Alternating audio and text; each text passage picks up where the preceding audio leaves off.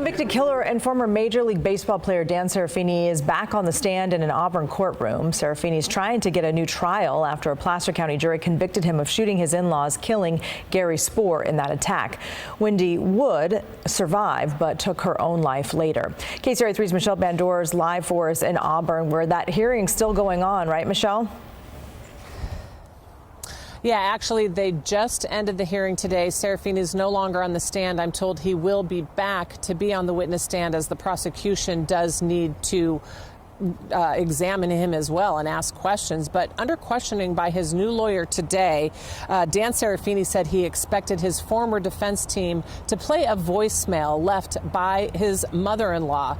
He said that Wendy Wood left him a voicemail in which she said that her visions were restored by electrotherapy during recovery, and that, quote, "I know who the shooter was, and it wasn't you." Now, the jury never did hear that voicemail, but today Serafini spent hours on the witness stand sharing his version of what happened the day of the shootings, June 5th, 2021.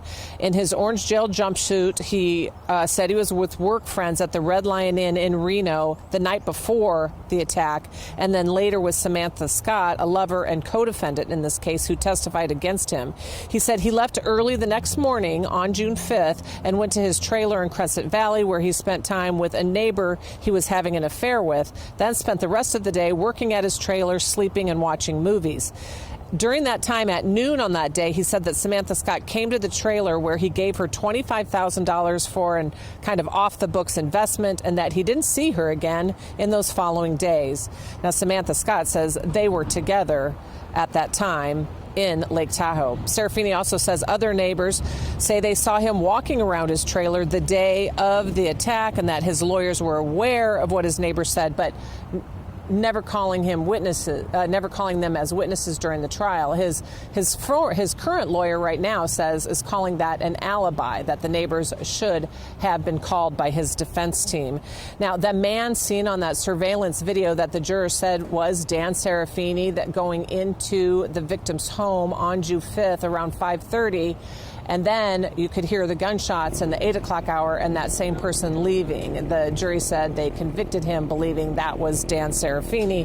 Serafini's trailer is about 300 miles from the Lake Tahoe home. Now, again, the court session just wrapped up today. That hearing will continue, I'm told, again next Monday, with Serafini still testifying. So a lot happening today, you guys. Yeah, and still going on. So, Michelle, you spoke with Erin Spoor today. What did she tell you?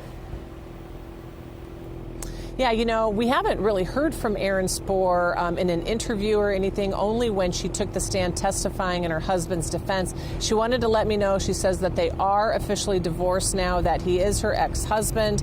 And I asked her, why are you continuing to come to court to support him? And she told me she truly believes that he is not the gunman. She also tearfully told me that she is a victim in this situation as well, losing her parents, her children losing their grandparents, and now possibly losing their father. She says this really, why she keeps showing up here, is all about to protect her kids, her two boys who are now 5 and 8. All right, Michelle, thanks for the live report.